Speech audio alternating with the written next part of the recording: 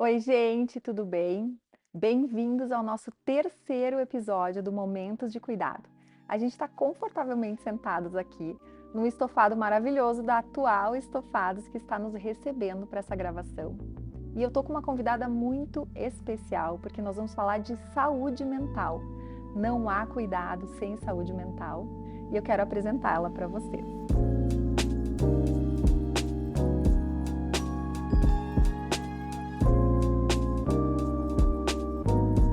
Eu vou conversar hoje com a Marta Belora.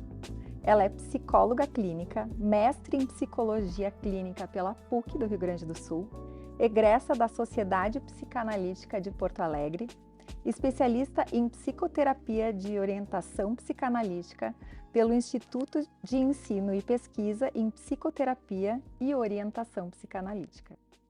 A saúde mental é uma prioridade e a gente quer entender um pouco mais sobre os reflexos da saúde mental nos relacionamentos.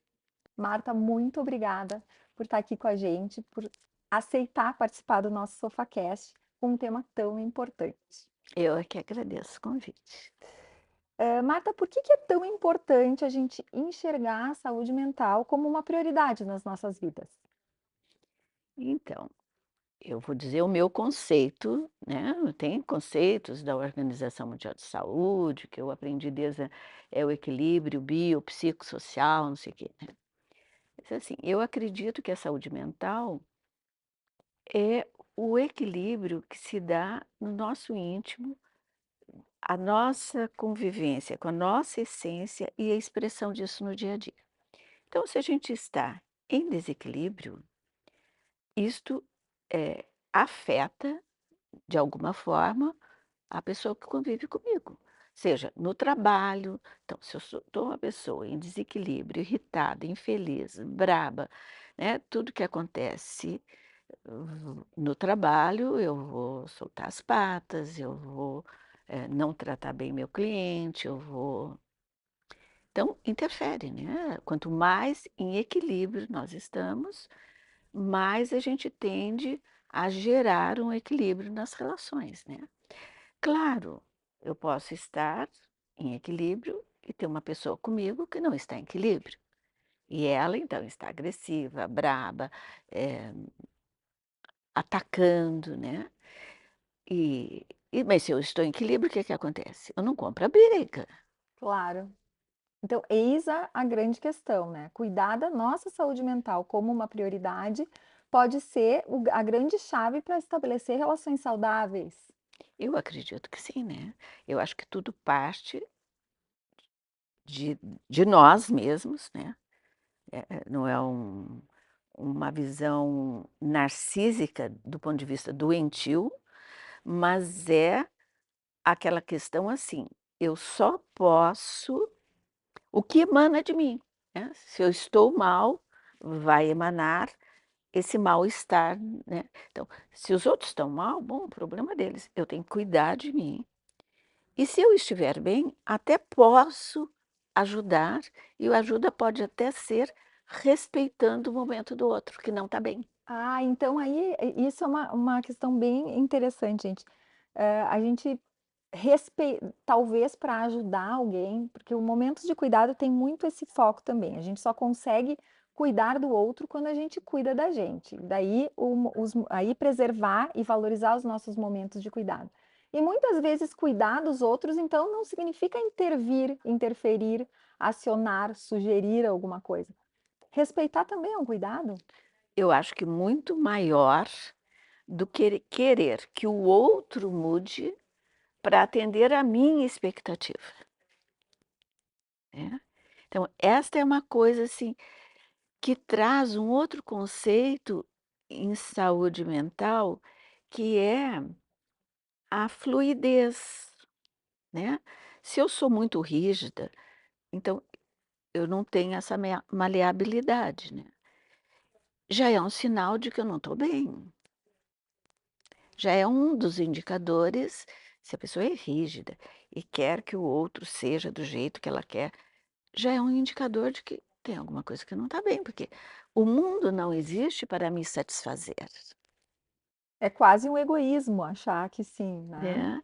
Então a gente lida com as pessoas como elas são, né. E esta capacidade de perceber, como é que está o outro com quem eu estou me relacionando e não, como vou dizer, provocá-lo, incitá-lo, a ultrapassar os limites dele, isso é uma atitude de respeito e eu entendo que uma atitude de saúde mental. Marta, quais são as práticas de autocuidado que tu recomendas para se manter a saúde mental em dia? Eu acho que eu vou enfocar muito essa questão que eu acredito que a gente precisa manter esse canal com a nossa essência. Quem sou eu? E eu sou responsável por mim e pelas minhas atitudes. Então, eu acho que essa é uma prática que, que eu uso. Quer dizer, não quero que ninguém seja como eu quero. Se não me serve, eu evito o convívio. Eu não vou ficar dizendo para a pessoa: "Olha, tu tem que mudar, tu é horrível, tu tem que ser mais assim, mais assado". Quem sou eu para dizer? Gente, assim, ó, e esse episódio ele tá sendo praticamente uma terapia, né? Porque a gente consegue, eu tô escutando a Marta falando e pensando nas coisas que a gente faz, né? Como a gente tenta moldar o mundo ao nosso redor de acordo com aquilo que nos facilita, que torna mais fácil sermos nós mesmos. Mas na verdade, talvez esteja o que mereça atenção é a gente se observar e saber como a gente funciona, para daí entender o que nos serve ou não. Isto não é que tu não possa buscar o que te convém, tu Uhum. deve buscar o que te convém, mas às vezes o que te convém não é mudar o outro, é encontrar alguém que jogue contigo no mesmo nível que tu, que já esteja pronto do jeito que tu está buscando, ou o mais próximo, ah, sem esse trabalho hercúleo de ter que mudar o outro. E se a gente não tem o que fazer, por exemplo, uma situação de trabalho, eu trabalho com uma pessoa que eu tenho dificuldade de lidar com o jeito dela, eu tenho que provoca em mim, reações muito negativas, eu saio cansada, eu me sinto sugada. Trabalhar a nossa cabeça, se conhecer, pode ser uma saída. Eu acho que terapia deveria estar no currículo escolar, todo mundo devia fazer, tinha que ser obrigatório para todo ser humano.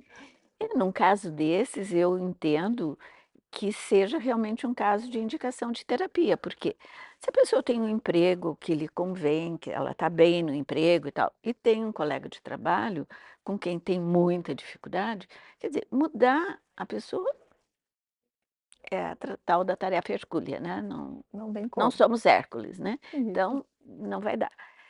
E a gente abandonar o trabalho, bom, se é um trabalho interessante, bom, justo também, né? Então, eu acho assim, na medida do possível, muitas vezes um tratamento ajuda a pessoa a se conectar consigo mesma e poder olhar para o outro como o outro, né? E não como aquele que está fazendo tudo que ele faz é para me atacar, para me prejudicar, para isso.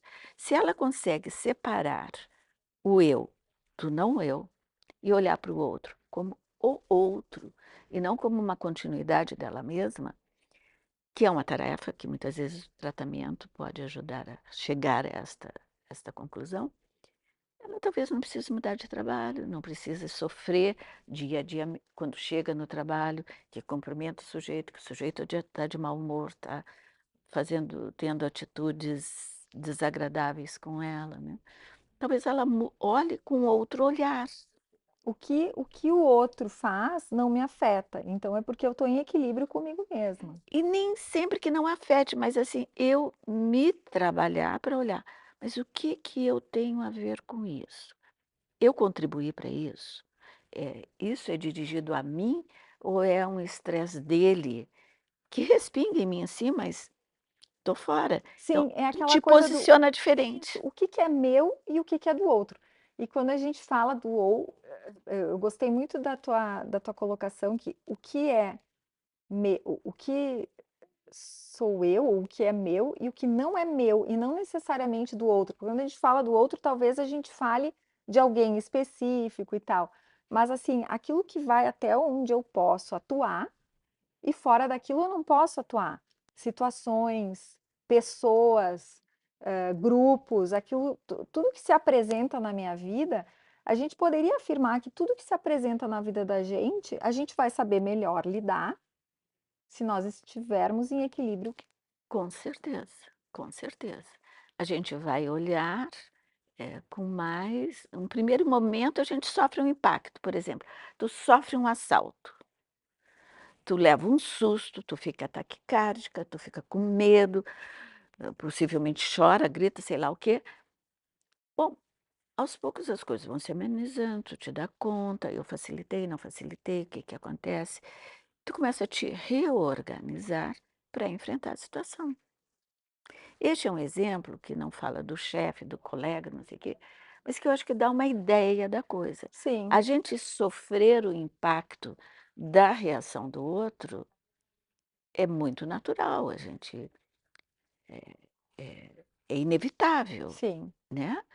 Bom, mas aí eu vou parar e vou tentar resolver isto na minha vida. Bom, o assaltante já foi embora, né, vou Como é que eu vou lidar com isso? isso, porque aí fica o trauma. Aí tu sonha que está sendo assaltada, tu começa a ficar tão estressada que tu conta para esse, para aquele, para aquele.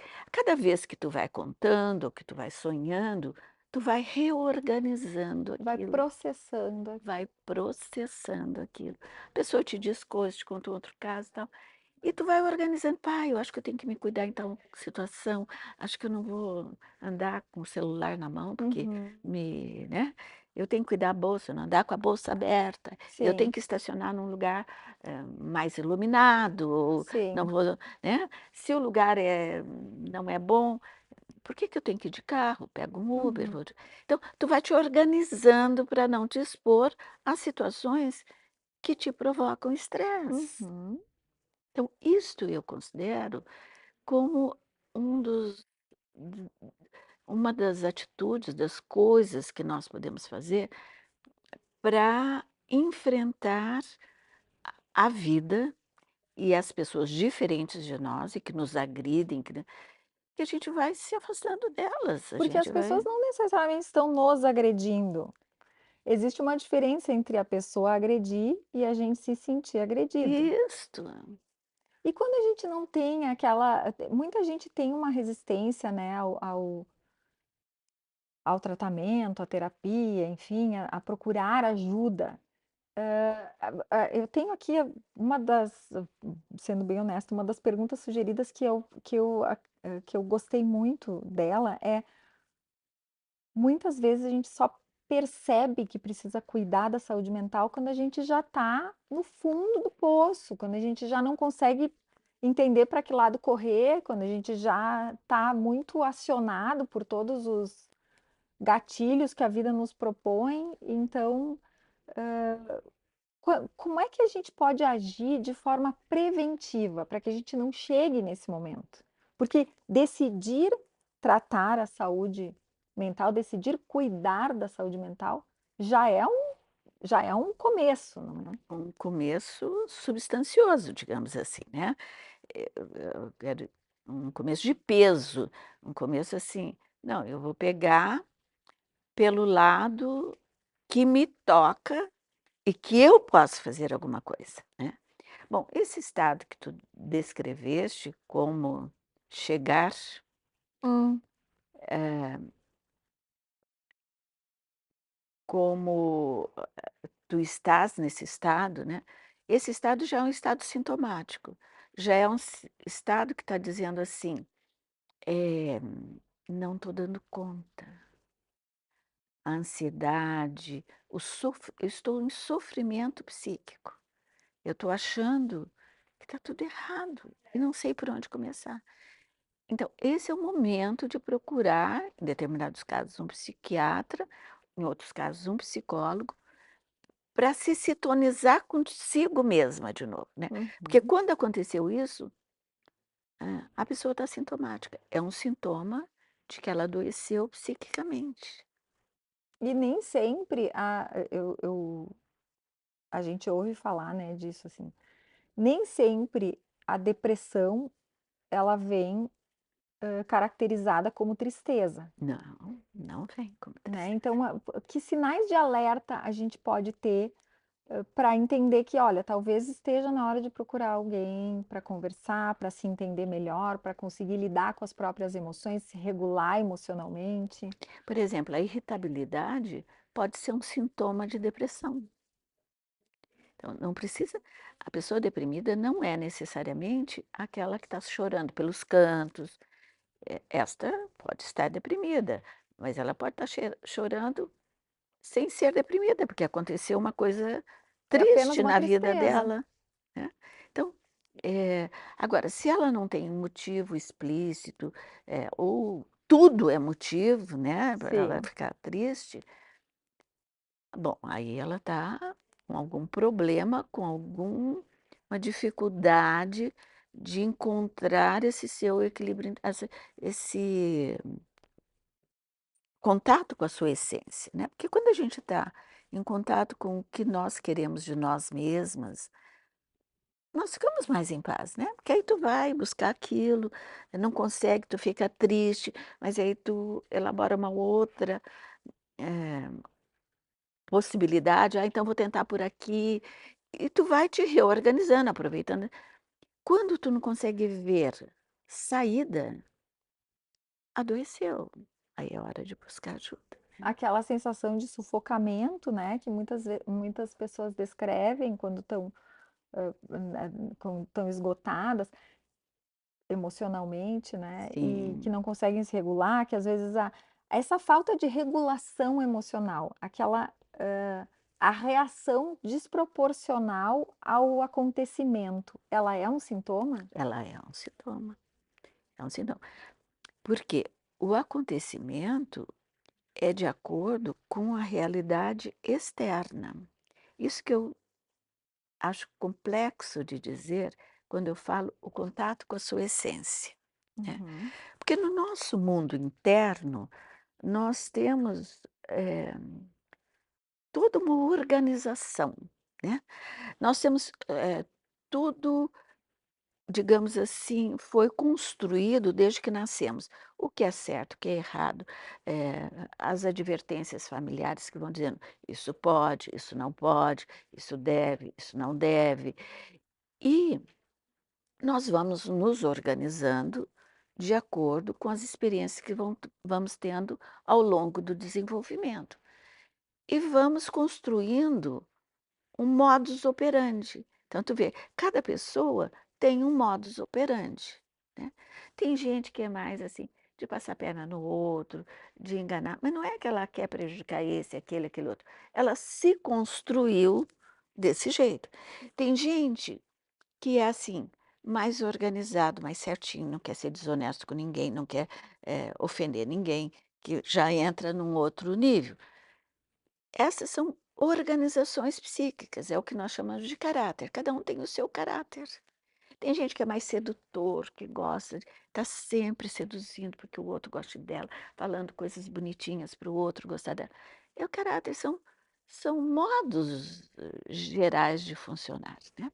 Então, nós vamos nos construindo ao longo da vida e das experiências que temos. Então, nós temos as pulsões básicas que são gerais a todos nós, que são, segundo as teorias psicanalíticas, amor e ódio, né. E aos poucos nós vamos aprendendo a usar esse motor que nós temos dentro de nós, que é o que nos impulsiona a vida, e vamos nos organizando com isso, na inter-relação com as pessoas que vão, com a sociedade, que, se tu matar, tu pode ser preso, se tu não sei o quê. Tu vai criando, assim, o que o Freud já chamar depois, assim, de superego, que são uhum. as normas, a internalização das normas, dos valores morais e éticos da sociedade e do meio onde tu te desenvolveste.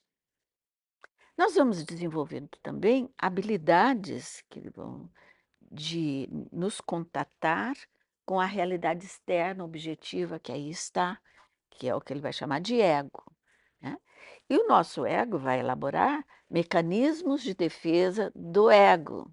Então, alguma coisa que é muito estressante para nós vamos negar ou vamos, eh, intelectualizar, vamos sublimar, né. Uhum. Tem muita gente que tem problemas muito sérios e que conseguem uma adaptação muito boa pela criatividade e sublimação que nós vemos nas artes.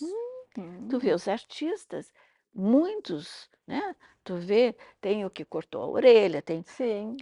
eles têm os seus conflitos difíceis de serem digeridos também. Uhum. E eles conseguem uma adaptação através da sublimação e da arte. Uma forma de externar aquilo. E de conviver com o meio ambiente e de ganhar dinheiro para a sobrevivência, Uhum. porque um dos aspectos da adultez é a independência intelectual, e para isso tu tem que pagar tuas contas, tu tem que estar apto a ganhar o dinheiro para tu ter a tua independência e fazer o que tu queres, né. E, por exemplo, no aspecto de autocuidado, quando tu fica adulto, quando tu é pequena, a mãe pega: "Tu tá doente, eu vou te levar no médico", né. Quando tu fica adulta, tu diz assim para ti mesma: "Pai, eu tô com dor de garganta, já faz uma semana não tá melhorando, eu tô tendo febre, eu vou ao médico". Tu vai ao Sim. médico, tu paga a tua conta, tu vai lá para comprar remédio. Então, isso é o autocuidado. Uhum. Tu olha para ti e vê: "Tal coisa não tá bem, eu tô muito angustiada, eu acho que eu vou fazer uma terapia, eu vou lá Sim. perguntar para fulana como é que é esse negócio". Uhum. Que é o primeiro, que é o passo, que ninguém pode dar pela gente. Ninguém pode dar Não, pela gente. ninguém É pode é fazer por assim nós. como a independência. A pessoa que depende que o outro pague a conta dela, não tem independência. Claro que a independência é uma coisa relativa, né, a Sim, gente tá adap mas assim, para tu poder dizer o que tu pensa, tu com responsabilidade, tu tu precisa de te sustentar, ser ser responsável por responsável ti, por viu, né. si. Apesar de tantas campanhas que a gente vê, né, e elas realmente são feitas e são insistentes, e a gente vê na televisão, na rádio, pessoas comentando, ainda existe um certo preconceito com a saúde mental, ainda existe aquela coisa, a pessoa vai no psicólogo porque, tá fora de si. Ou, é como se fosse uma pecha de como se a pessoa ganhasse um selo de incapacidade para lidar com as suas emoções, ou aquela coisa: "Ah, a pessoa é louca, vai no psiquiatra, a pessoa é desequilibrada, vai no psicólogo". O que que tu acreditas que a gente poderia fazer? O que que tu pensas, assim, que seriam ações efetivas para que a gente comece a desmistificar isso? Porque, na verdade, não é bem assim, né, a pessoa que está indo, ela está cuidando de si, ela está fazendo o certo, né. Isto e a angústia, para tu ter uma noção, as pessoas ficam assim: "Ah, estou muito angustiado, muito angustiado". A angústia é a mola propulsora do crescimento. Se tu fica muito, assim, de boa: "Ai, não vou nem trabalhar, não vou nem não sei o quê, tá tudo certo, tem a comida, tem tudo, tem quem faça as coisas para mim", tu não vai fazer nada. Não vai crescer, não vai se desenvolver, não. É, e a vida não é uma coisa assim. Tu vê, um dia dá tempestade, tem enchente, desabriga todo mundo, entende? A vida não é uma coisa assim, bonitinha, quadradinho, empacotadinha, hoje eu vou tirar essa caixinha, aqui só sai flores, hoje eu vou não, a vida nos pega de surpresa, né. E a saúde mental é: "Bom, o que que eu vou fazer com isso que me desabou aqui, agora eu vou ter que me reorganizar". É esta capacidade, como é que eu vou resolver esse problema? E eu acho que isso que vocês estão falando, fazendo, eu acho que é uma forma de promover a saúde mental, que é poder falar desmistificando, sofrimento psíquico, todo mundo tem. Nós temos até uma autora francesa da área da psicanálise, que ela escreveu um livro que se chama, claro, ligado à psicanálise e tudo, mas que se chama Em Defesa de uma Certa Normalidade. Pessoa perfeita não existe. Nós temos desequilíbrios, nós temos que ter a condição de nos reorganizar, nos reequilibrar. Vou para casa deprimida, triste, choro, fico insatisfeita.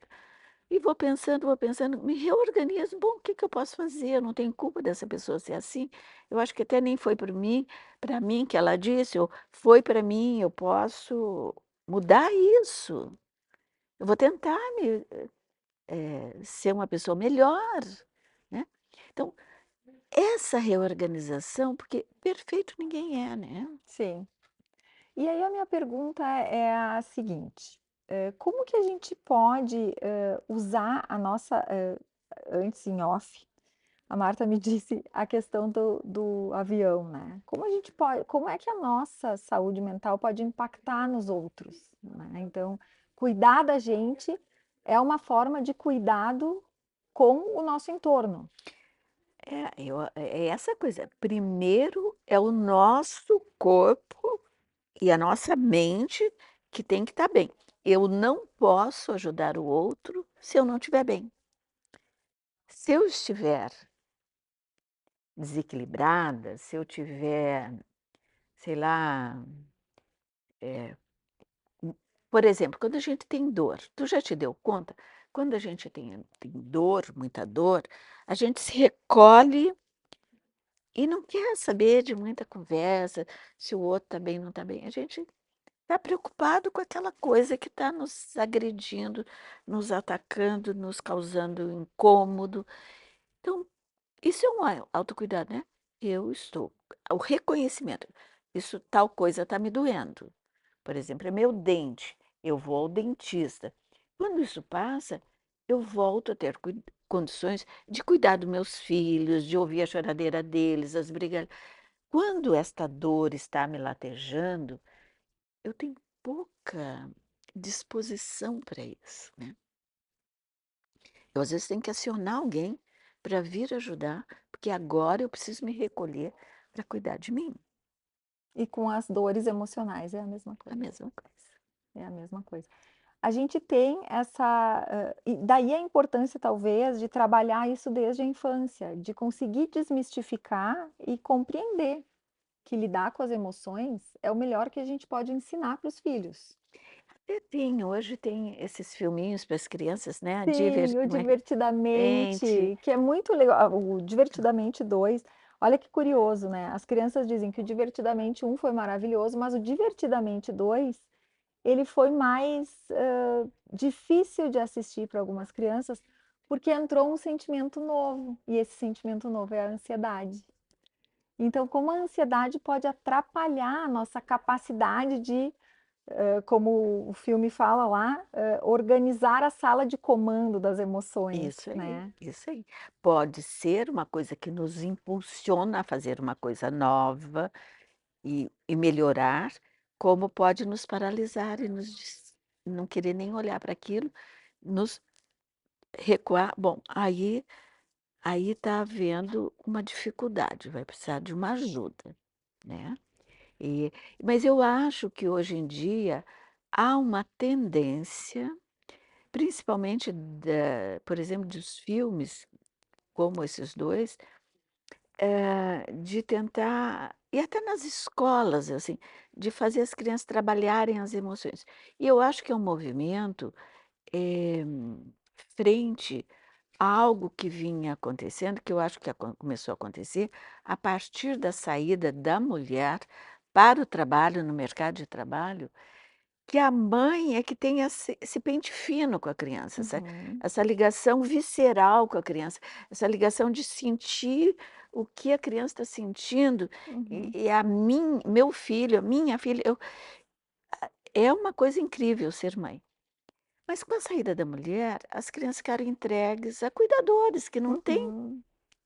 essa essa disponibilidade emocional né? Ou fica com os pais, que hoje os homens, que também têm uma coisa diferente das mulheres, né? São mais objetivos, mais práticos, e não fica nesse nhenhenhé que a mulher tem. O Uhum. que que tu está sentindo? Por que que tá sentindo? E quando as mulheres perdem para os maridos ficam incomodados. Quer discutir a relação, não sei o quê. Não Sim. tem nada que já passou, o que que tu está tocando Uhum. nesse assunto? A mulher não, vai lá, pergunta o filho, mas por que que tu estava chorando ontem mesmo? O que que aconteceu? Não sei o quê. E a mulher agora está muito fora de casa. Uhum. Então eu acho que outras situações da sociedade, como os filmes, estão tentando abarcar Uhum. isso e tentando trabalhar com a criança, as escolas, as emoções. Porque Uhum. hoje é muito incrível, no meu tempo não tinha isso, não se trabalhava as emoções no colégio. Sim. Não tinha filme sobre isso. Uhum. Tu depreendia essas coisas dos filmes que tu via, normais. Hoje tem filme especificamente sobre as emoções, Uhum. né. Então se fala bastante sobre isso. E lidar com as emoções, aprender é um beabá que a gente Não é aprende teórico. não é Aí é que teórico. tá a coisa, não adianta ensinar, isso é no contato. Aí é que temos um nó, no meu ponto de vista, no mundo de hoje. Uhum. Uma coisa é a criança ir lá, assistir o filme e tal, e até poder saber falar sobre o filme. Isso tudo é intelectual. Uhum. O emocional é quando ela está sentindo aquilo. E alguém que possa nomear, isto é isso, vai passar. Isso é que eu acho que Legendar o sentimento. é isso aí. E aí a gente passa a considerar o seguinte: quando a gente aprende a lidar com as emoções, saber o que eu estou sentindo, não significa que eu saiba lidar com aquilo. Mas já poder falar do que tu está sentindo é um grande avanço.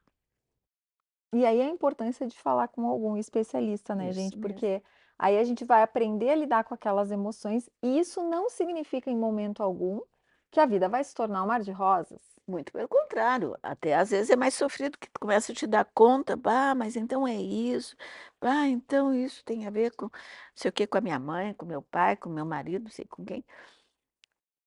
Tu vai ter outros desdobramentos, mas tu passaste para o plano psíquico, mental. O que não flui no plano mental transforma-se, é descarregado em termos de energia no plano somático e surgem as doenças psicossomáticas. O que que a gente poderia falar, para deixar claro que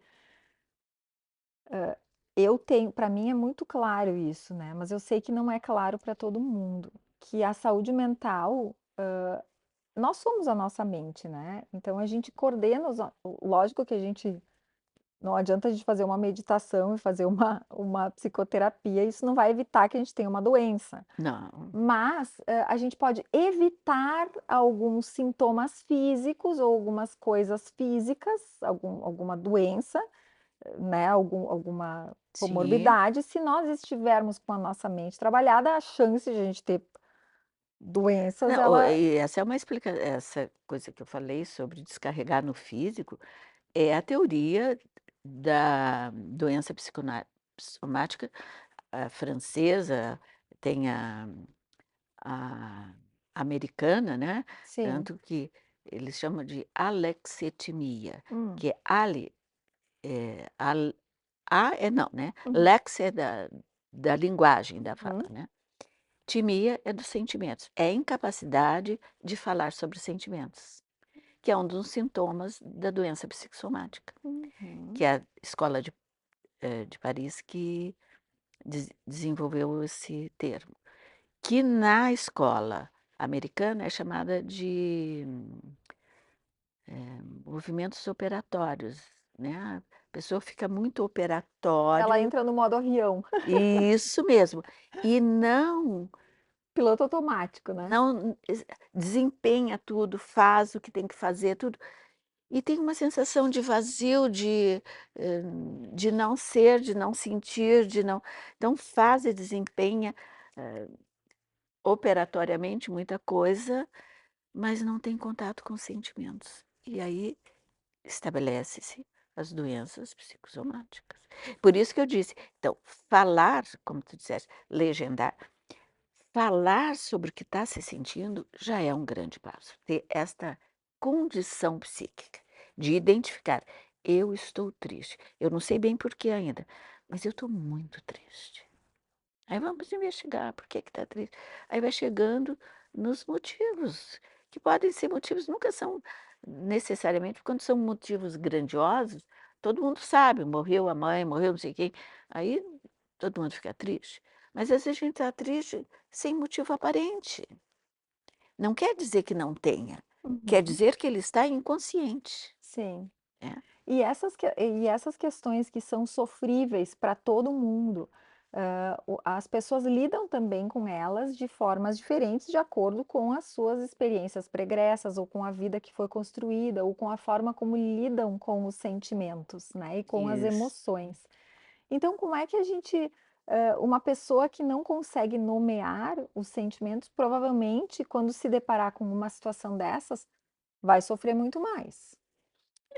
Normalmente é a sensação do desamparo, do não saber o que, né? Não consegue ligar com nada, né? Uhum.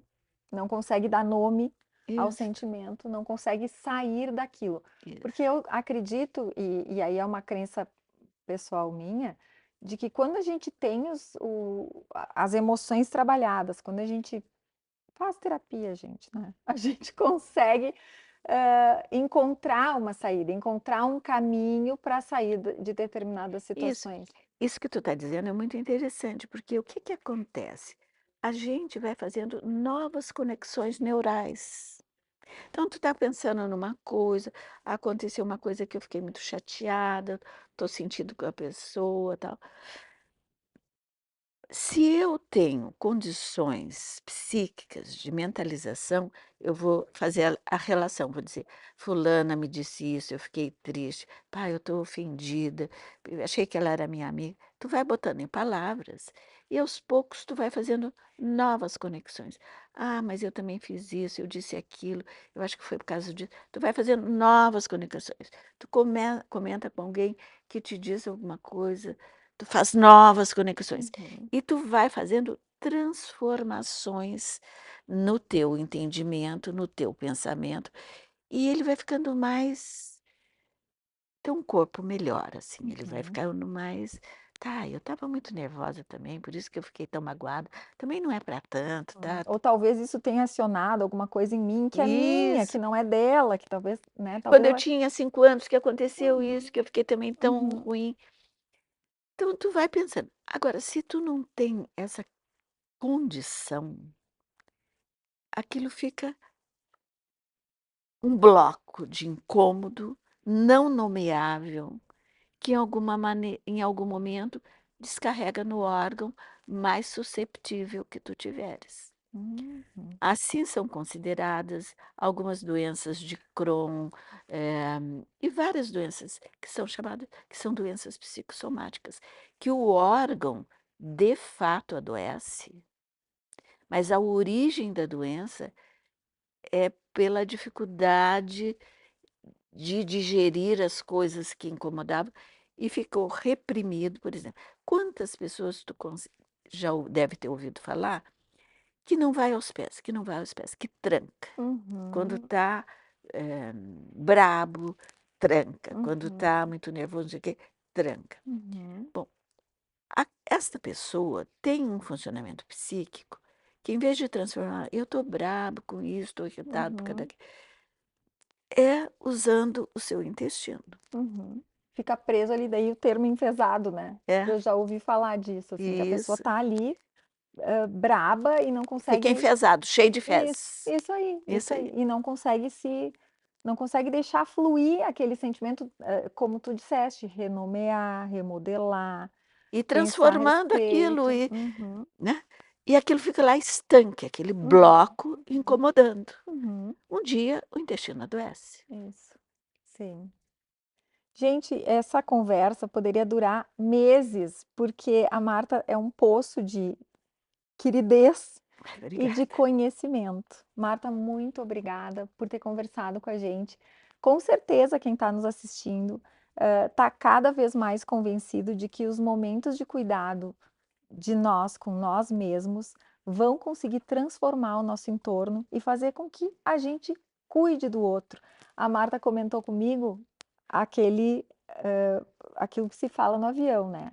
Primeiro, em caso de despressurização da cabine, primeiro coloque a máscara em si e depois ajude outras pessoas. Então, vamos colocar as máscaras na gente, máscaras para que a gente consiga respirar melhor e viver melhor, para que o nosso entorno fique ainda mais agradável. Muito obrigada por acompanharem esse episódio e sigam a gente nas redes sociais. Acompanhem os próximos episódios que também estão muito legais. Obrigada, Marta. Foi muito Eu que bom conversar agradeço. contigo. Muito obrigada, adorei.